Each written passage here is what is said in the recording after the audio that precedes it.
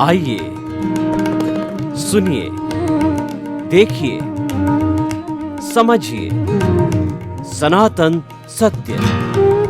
जैसी दृष्टि वैसी सृष्टि, दृष्टि विज्ञान।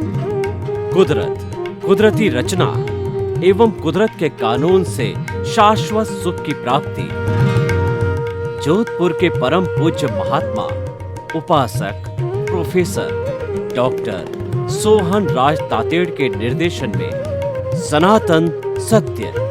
जैसी दृष्टि वैसी सृष्टि, दृष्टि विज्ञान।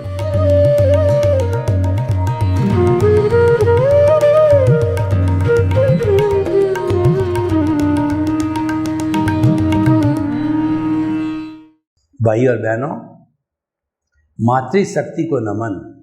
आज का हमारा बहुत सुंदर विषय है कि प्रतिष्ठित आत्मा क्या है। यह प्रतिष्ठित आत्मा आगमों में प्राय नहीं मिलती है और ये दादा भगवान की नई खोज है। वैसे आत्मा के कुल 23 नाम जो हमारे ग्रंथों में दिए गए हैं, और आत्मा चेतन तत्व होता है। असंख्य चेतनामय परमाणुओं के पिंड को आत्मा कहते हैं। यह जो है प्रजनन करती है, ग्रोथ करती है, फीलिंग करती है, सुख दुख की अनुभूति होती है, इसमें संवेदना होती है। ऐसे 9 तरह के कैरेक्टरिस्टिक हमारे आगमों में बताया है, जिसको विज्ञान ने कॉन्शियसनेस के नाम पर स्वीकार किया है, यानी कि ये कैरेक्टरिस्टिक विज्ञान सम्मत भी है। यह चेतन है और जड़ का विषय अलग है। जड़ और चेतन दोनों से मिलकर के ये संसार चलता है। जड़ है हमारा साधन है, वह गलन मिलन धर्मा है, वह वर्ण गंध रस स्पर्श वाला है, टूटता है, जुड़ता है। मिट्टी हुई, फिर वो अगली बार सोना हो गया, फिर अभ्रक हो गया, बोर्डल हो गया। ऐसे 116 तरह के तत्व जो है एक के बाद एक बदलते रहते हैं, जिसको हम पर्याय कहते हैं। उत्पाद होता है, वह होता है। और इसका सूक्ष्मतम रूप परमाणु, वह भी इटरनल है। और चेतन तो अनादि अनंत काल से जो इटरनल है। चेतन कभी भी जड़ नहीं हो सकता, जड़ कभी भी चेतन नहीं हो सकता है। और दोनों में जो मेन भेद है चेतना का, एक में चेतना है, दूसरे में चेतना नहीं है, तो फिर उसमें हिंसा हिंसा की कोई बात ही नहीं होती है। वो तो साधन बनने की योग्यता रखता है, साध्य नहीं बन सकता।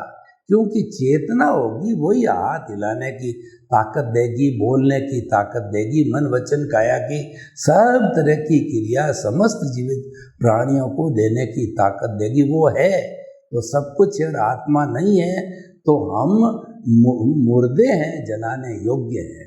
तो भाइयों बहनों, हम बताना चाहते हैं कि प्रतिष्ठित आत्मा क्या है।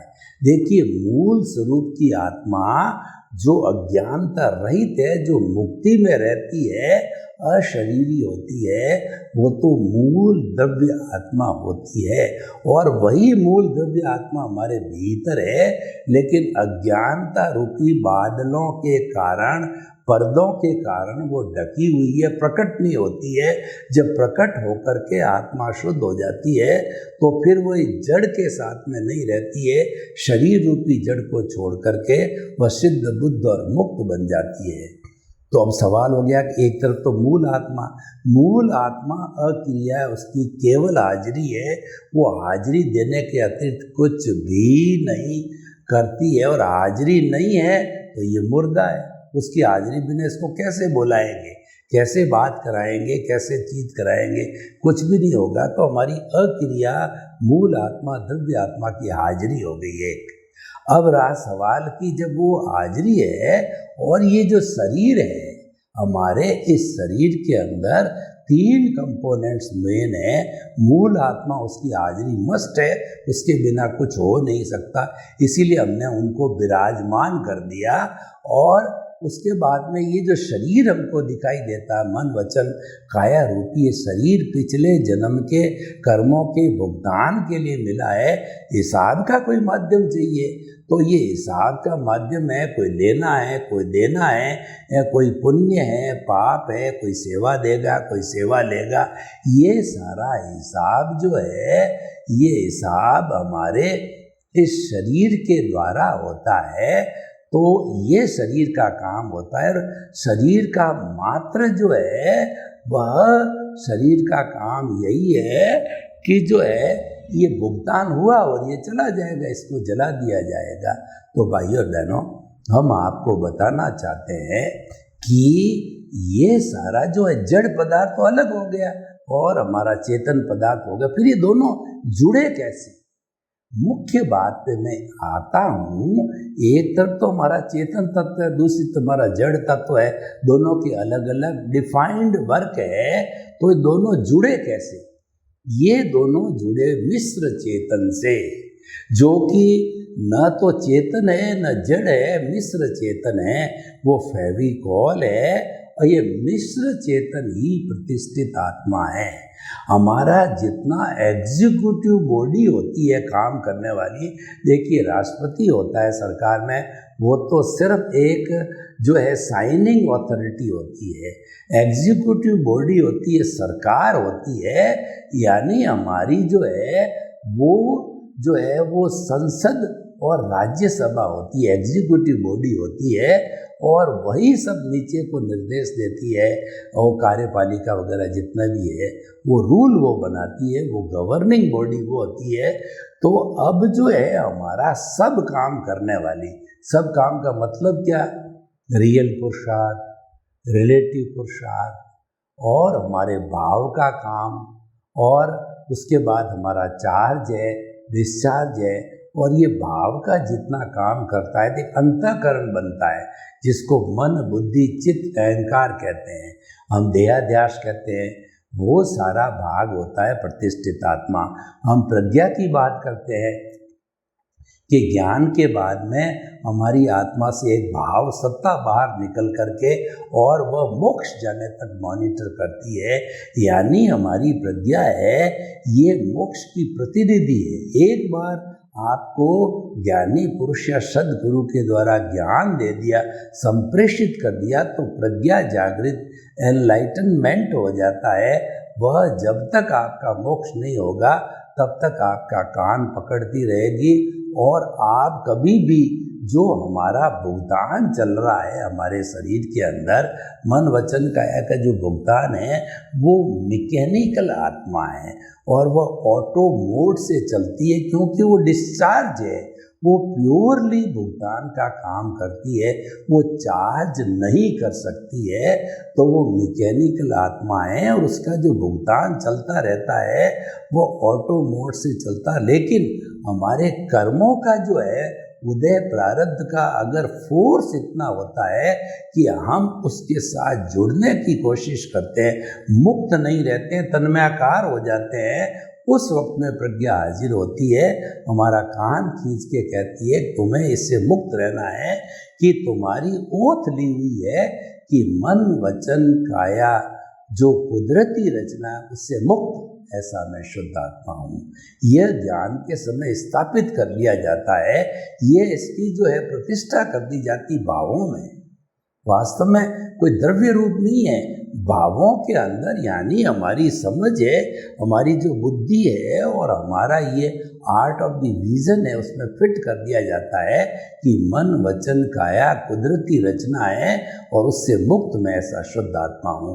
ये हमारे को केंद्र में 24 आवर्स जन्म जन्मांतर तक, जब तक ये मुक्त नहीं हो जाते हैं, ये सिद्धांत रखना होता है। ये आर्ट ऑफ द विजन है, ये हमारी रॉन्ग बिलीफ को समाप्त करके राइट बिलीफ का एक चरण दिया जाता है, और दूसरा चरण ये होता है कि मन वचन काया कुदरती रचना है, ऑटो मोड से चल रही है, इसमें जो कुछ भी जन्म से मृत्यु तक जैसा भी होता है इसको कुदरती रचना मानो। यानी आपके दुख दर्द हो गया, कुदरती रचना, आपके बेटा हो गया, कुदरती रचना, आपके पोता हो गया, कुदरती रचना, आपको लाभ हो गया कुदरती रचना, आपको जो है नुकसान हो गया कुदरती रचना।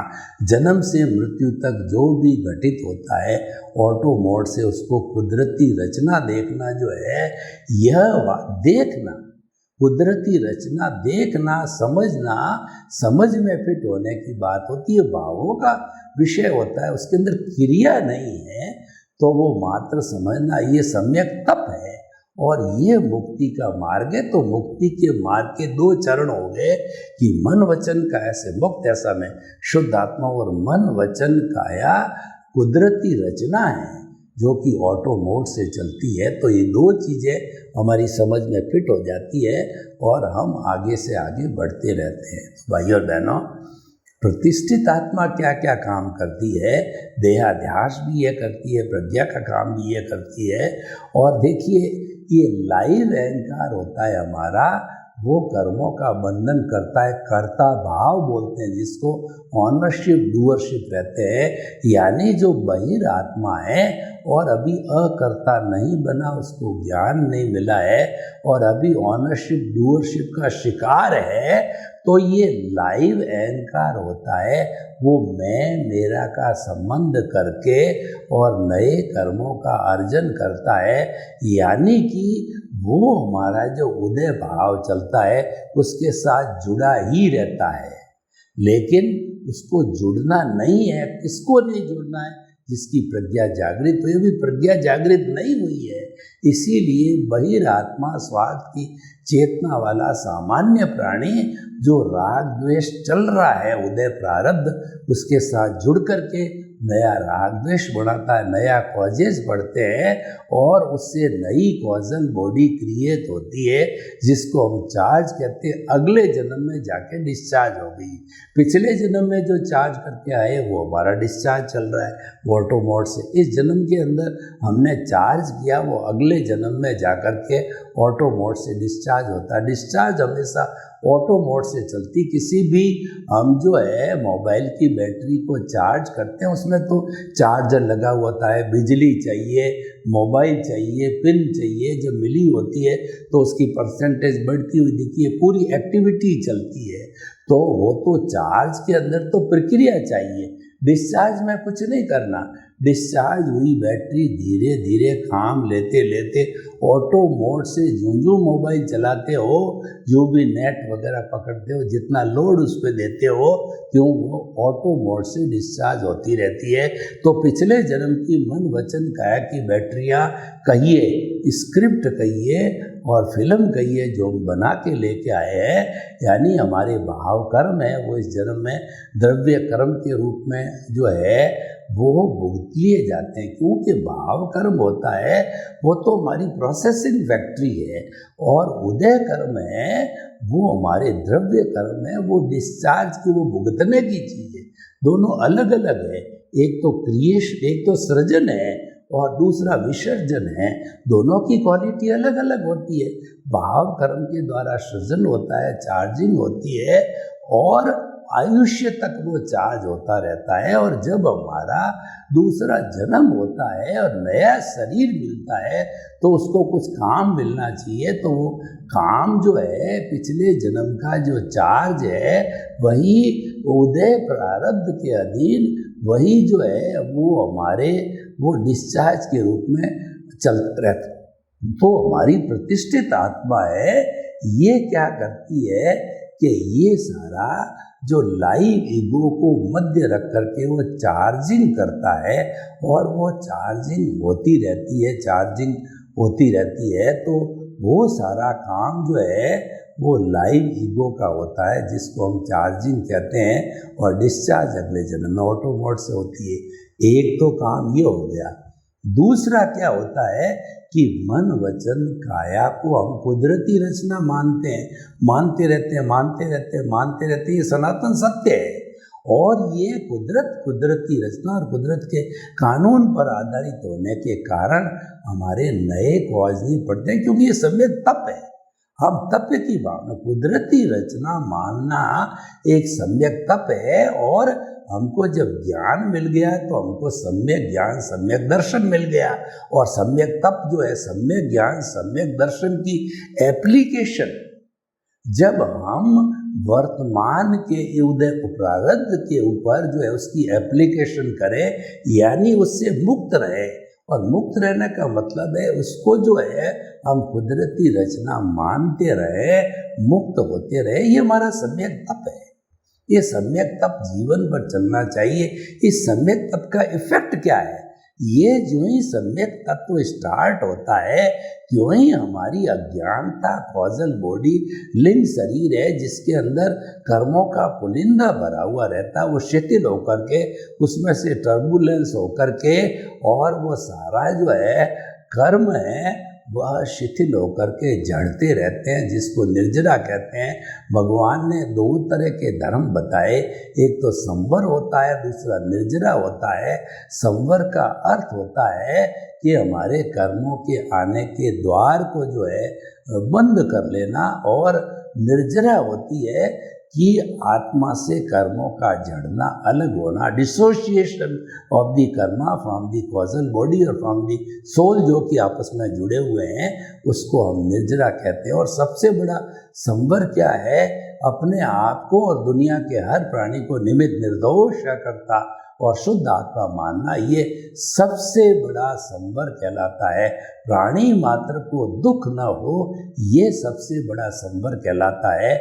और किसी को दोषी नहीं मानना, ये संवर कहलाता। किसी के प्रति जो है वो ओपिनियन और अभिप्राय नहीं देना, ये संवर कहलाता है।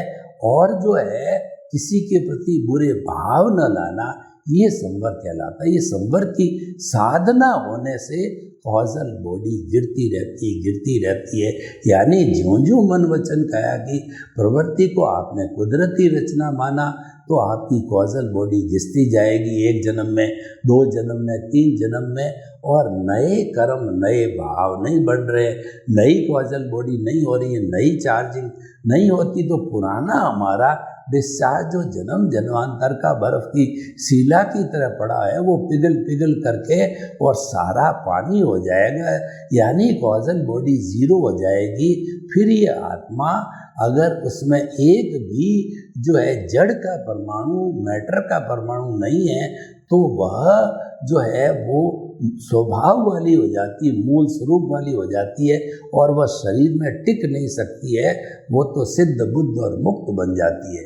तो भाइयों और बहनों, जो हमारा प्रतिष्ठित आत्मा क्या है, एक फंक्शन हमने चार्ज का बताया, दूसरा डिस्चार्ज का बताया हमने, और देहाध्यास की बात होती है जिसको हम अज्ञा कहते हैं, कि वो हमारे जितना भी जो है ये उदय प्रारब्ध चलता है उसके अंदर खो जाना, eat drink and B Mary, मैं मेरा करते रहना, मेरा घर, मेरा परिवार, मेरी धन, मेरी दौलत, मेरी पद प्रतिष्ठा, और जो है मेरे जो है वो संबंध सत्ता संपत्ति, संबंध सत्ता संपत्ति, पद प्रतिष्ठा, ये सब मानते रहना है।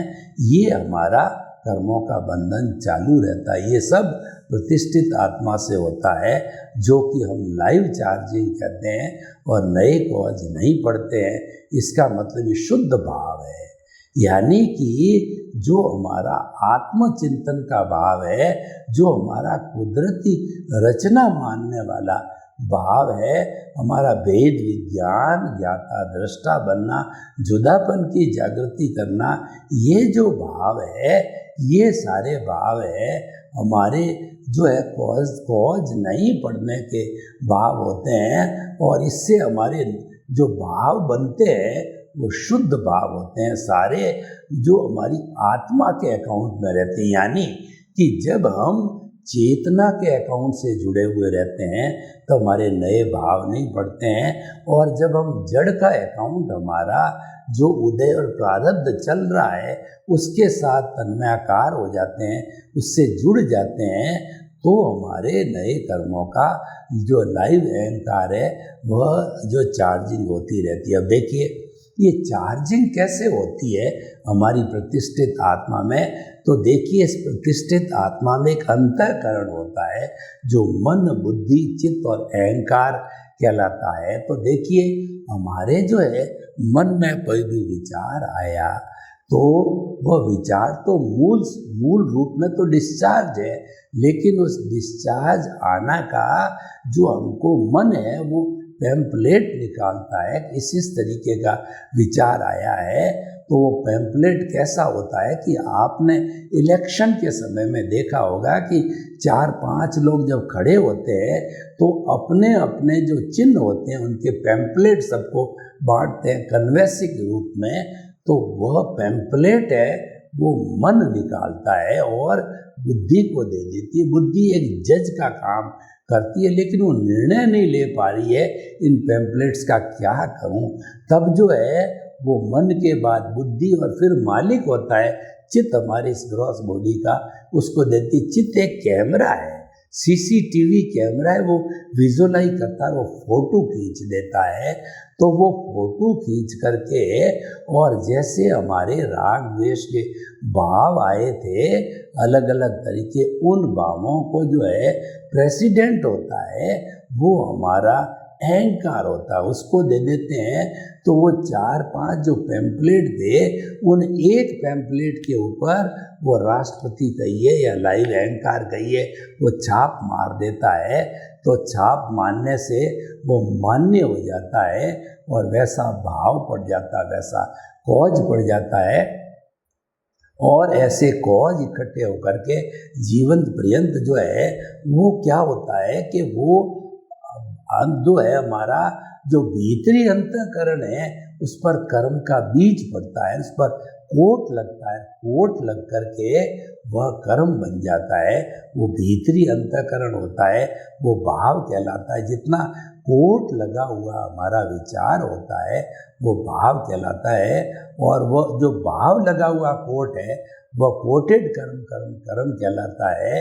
तो वह भाव कर्म होता है, सब इकट्ठे हो जाते हैं, फिर वो कॉजल बॉडी हो जाती है। और अगले जन्म में वही कोटेड जो है भाव कर्म है हमारे द्रव्य कर्म यानी भुगतान वाले हो जाते हैं। यानी पहले जो है वो भीतरी अंतःकरण के बीज पड़ते हैं काहे के, वो जो है हमारे जो है वो वचन के और काया के बीज पड़ते हैं और वो बाह्य वो भीतरी अंतःकरण कहलाता है। और जब इंसान मर जाता है तो भीतरी अंतःकरण वो बाह्य अंतःकरण करके उदय प्रारब्ध के अंतर आ जाता है। यानी जो बीज पड़ा था हमारे, जो कहना चाहिए हमारे जो विचारों का और शरीर का, वो बीज फिर ये भुगतान हो जाता है, कोट लगा हुआ। तो ये सारा कार्य है वो प्रतिष्ठित आत्मा का होता है। तो प्रतिष्ठित आत्मा ये सारे कार्य करती है, यानी अज्ञा का काम, प्रज्ञा का काम और हमारे भावों को चार्ज करने का काम, डिस्चार्ज करने का काम, नए भाव बनाने का काम, ये सारा करते हैं। और नए भाव जो बनते हैं उसका आधार होता है पिछले जन्म का हमारा ज्ञान दर्शन है, उसका डेवलपमेंट, इस जन्म का ज्ञान दर्शन का डेवलपमेंट, और जो है हमारे संजोग कैसे है, जो हमको संजोग जो कुदरत देती है, इंटरेस्ट कैसा है हमारा, ये सारी चीज़ें मिलकर के और फिर भाव पड़ते हैं। यानी फिर वो कर्म का बीज बनता है, कोट होता है, भाव पड़ते ही कर्म बन जाता है। तो इसकी सारी इतनी प्रक्रिया है वो सारा प्रतिष्ठित आत्मा करती है। तो उसके अंदर मूल आत्मा का कोई रोल नहीं है। और जो शरीर एनकाउंटर कब होता है, जब उस प्रतिष्ठित आत्मा के द्वारा डाले हुए भाव नेक्स्ट बर्थ में भोगने की बात आती है, जब ये शरीर की बात आती है, हर जन्म में नया शरीर मिलता है। इसीलिए जो भाव कर्म तो पीछे वाले होते हैं, लेकिन द्रव्य कर्म जो है उसमें से घाती अघाती दो विभाग बन जाते हैं। घाती कर्म तो आत्मा की घात करते हैं, वो कैरी फॉरवर्ड होते हैं, और अघाती कर्म पिछले जन्म में भोग लिए, और इस जन्म के जो है जो हमको नया जो शरीर मिला वो अलग तरह का होता है, तो उसका डिस्चार्ज होता है। वह डिस्चार्ज मात्र अघाती कर्म है, और जो हमारे घाती कर्म है वो कैरी फॉरवर्ड होते रहते हैं, ज्ञानावर्णीय, दर्शनावर्णीय, मोहनीय और अंतराय कर्म। और जब हम अकर्ता बन जाते हैं तो मोहनीय कर्म डाइल्यूट हो जाता है और उसके साथ साथ के अंदर भी हमारा ज्ञानावर्णीय, सम्यक ज्ञान से ज्ञानावर्णीय, सम्यक दर्शन से दर्शनावर्णीय, अकर्ता से मोहनीय, ये डाइल्यूट होकर के और फिर जब ये तीनों ही पूरे खत्म हो जाते हैं, क्षपक श्रेणी होती है, तब इन तीनों के साथ जो चौथा अंतराय धीरे धीरे वो टूटने लगता है, फिर वीतराग बनता है, फिर केवली बनता है और केवली बनते ही ये ज्ञानावर्णीय, दर्शनावर्णीय, मोहनीय अंतराय सब टूट जाते हैं और टूट करके फिर जो उसके बाद में घाती कर्म टूट गए तो फिर आत्मा ज़्यादा दिन शरीर के अंदर नहीं रहती है। वो जो आयुष्य वगैरह जितने भी शुभ कर्म शरीर से जुड़े हुए रहते हैं, क्यों आयुष्य बाकी होता है, तो वो इरियापति कहलाते हैं कि शरीर से जुड़े हुए शुभ कर्म जो है, जैसे कि हमारा नाम कर्म है, आयुष्य तो है ही है, नाम कर्म, गोत्र कर्म, जो वेदनीय कर्म वेदना होती नहीं है, जो तीर्थंकर या केवली लोगों के, तो ये नाम और गोत्र कर्म होते हैं, एक शुभ होते हैं, एक समय के अंदर बंदा, दूसरे समय भोगा और तीसरे समय में वो झड़ जाता है।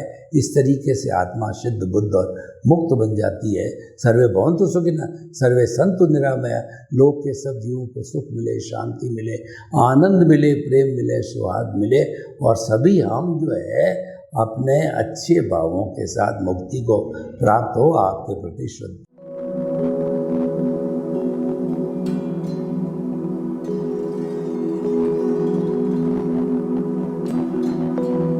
एक ऐसा अंतर्राष्ट्रीय ख्याति प्राप्त मानव जो गुरु प्रेरणा से पिछले 20 वर्षों से वानप्रस्थ जीवन जीते हुए 24 घंटे मानवता की सेवा में संलग्न है। एक ऐसा मानव जो अभी राष्ट्रीय, अंतर्राष्ट्रीय टीवी चैनलों पर 7,500 एपिसोड के माध्यम से सनातन सत्य, आत्मविज्ञान एवं पुनरुत्थान, व्यवहार एवं निश्चय जगत के जीवनोपयोगी विषयों पर हृदय स्पर्शी प्रवचन कर चुका है। उस मानव का नाम है महात्मा उपासक प्रोफेसर डॉक्टर सोहन राज तातेड़। प्रोफेसर तातेड़ द्वारा योग, दर्शन, शिक्षा विषयों पर रचित पीएचडी स्तर के 250 शोध ग्रंथ भारत के 100 प्रतिष्ठित विश्वविद्यालयों में शोधार्थी पढ़ रहे हैं तथा वे सभी शोध ग्रंथ वहां की सेंट्रल लाइब्रेरियों में उपलब्ध हैं। महात्मा सोहन राज ने अभी तक हजारों स्कूलों, कॉलेजों, विश्वविद्यालयों एवं संस्थाओं में सेमिनार, वर्कशॉप, कैंप लगाकर लाखों विद्यार्थियों को योग, दर्शन, शिक्षा का प्रशिक्षण देकर उन्हें सुसंस्कारित किया। डॉक्टर तातेड़ ने भारतीय संस्कृति उत्थान के 4000 से अधिक समसामयिक विषयों पर आर्टिकल लिखकर ऑनलाइन जर्नल, पत्रिकाओं, वेबसाइट्स पर प्रकाशित किया, जिसका उपयोग लाखों पाठक कर रहे हैं। उपासक तातेड़ के 5000 से अधिक आज का सुविचार, आज का शुभ संदेश, आज का मंगल भावना योग आदि चिंतन websites, Twitter, blogger, Facebook, YouTube माध्यमों से लाखों लोग अपना जीवन निर्माण कर रहे हैं। मानवता के मसीहा ऐसे महामानव महात्मा सोहन राज तातेड़ के प्रोफाइल को अभी तक विश्व के 20 लाख दर्शक यूट्यूब पर, 12 लाख गूगल पर एवं लाखों दर्शक फेसबुक, ब्लॉगर, ट्विटर और इंस्टाग्राम पर देख चुके हैं।